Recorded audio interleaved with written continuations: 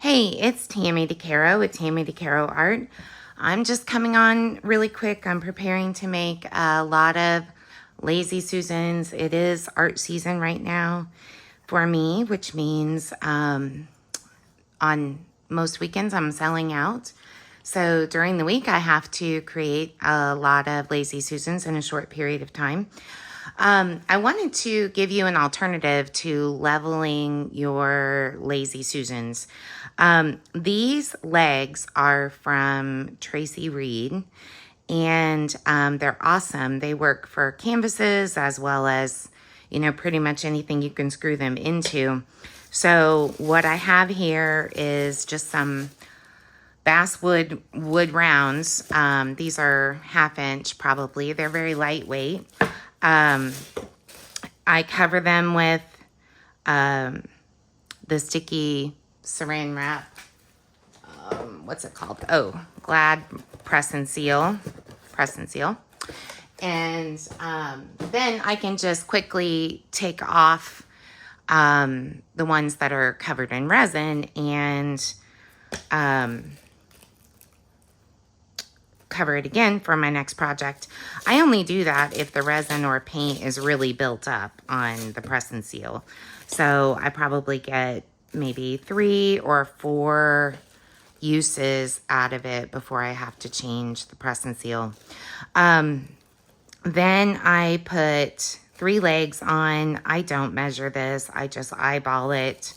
You probably should do 4, probably be easier. For me, 3 works because I make a lot of these.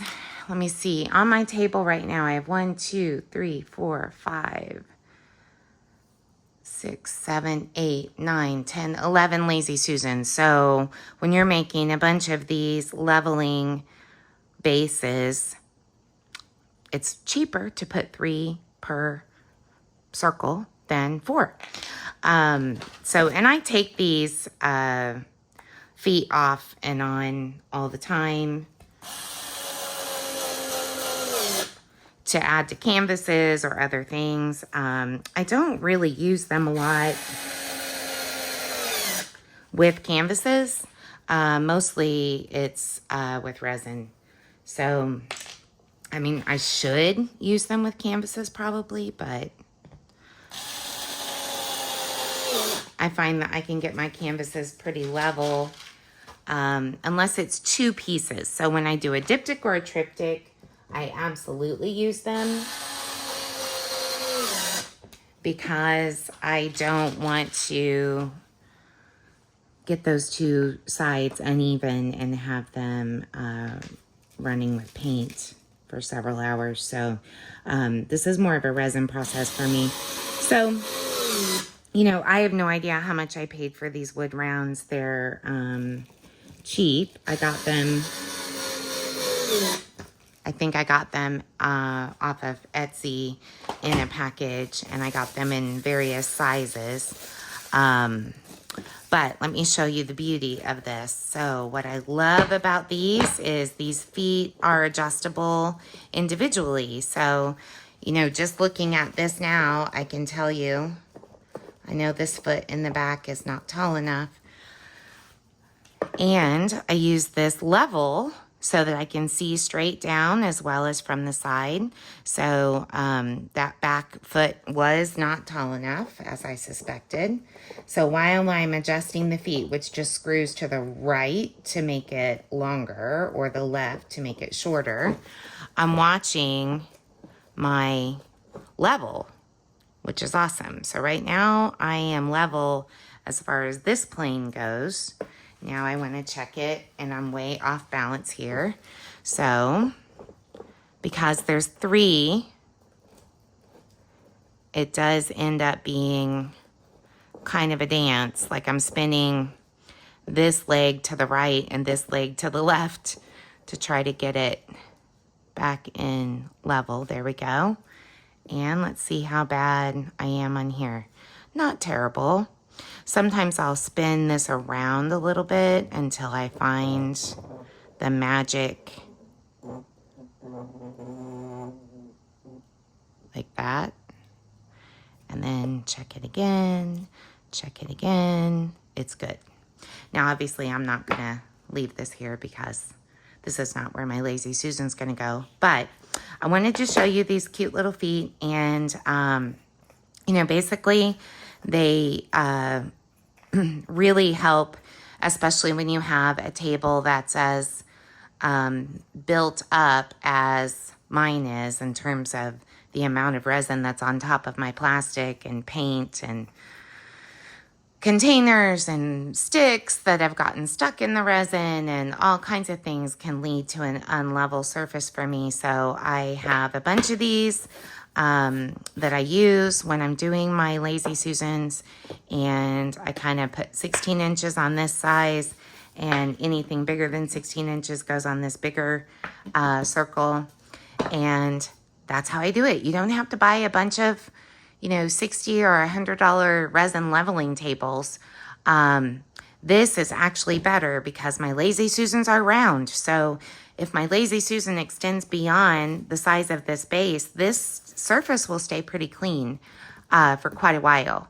So I find this is much less difficult to manage than using a rectangle shaped leveling table, which is like a professional resin leveling table. I have those too, but what I found was since I started using these feet, I hardly ever get it out. I really only use that leveling table, which I think was from Let's Resin, when I'm doing molds, or like small molds, because then I can spread a lot across that rectangle shape.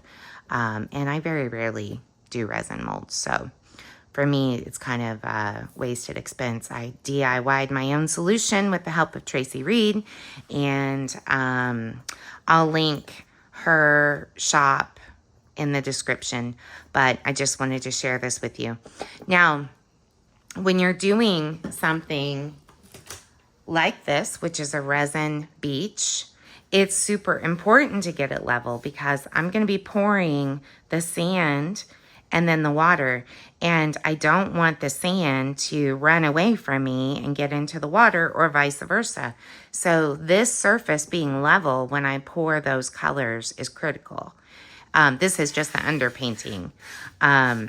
So I'm preparing right now to pour my sand and water for these light blue or steel blue beaches, because I have orders for these, plus shows coming up in Naples and Sarasota, and the beach resins, Lazy Susans, are always very popular. So that's why the leveling is so important. If you're just putting a clear coat of resin on top of something already painted, I mean, leveling is important whenever you're using resin, but it's not super critical when you're covering a painted Lazy Susan. As long as it's somewhat close to level, you'll be okay. And I tend to do those on a turntable like this, so that I can, which this is a pottery banding wheel. I usually put those on these so that I can turn it and spread out my resin at the same time.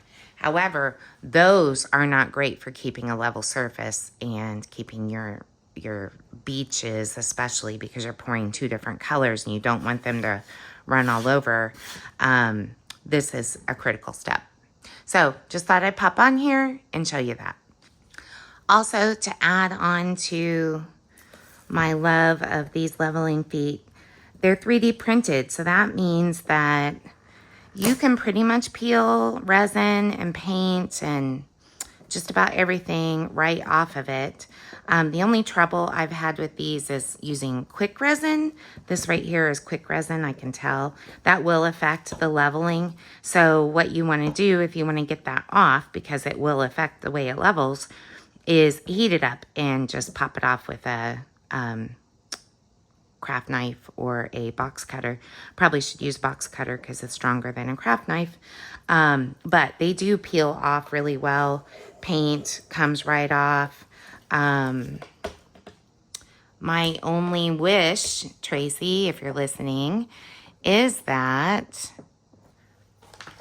I wish The base was wider because you see how I have to put my screws in at an angle because I can't get my screwdriver lined up straight on.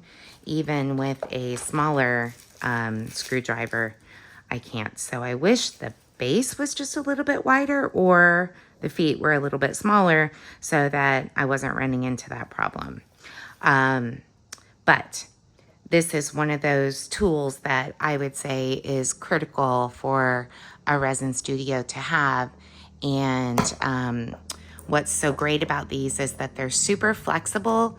And for instance, if I'm doing a big piece, a big wood piece, I can put on 6 feet or just 4 feet, kind of depending on the structure and the size of it.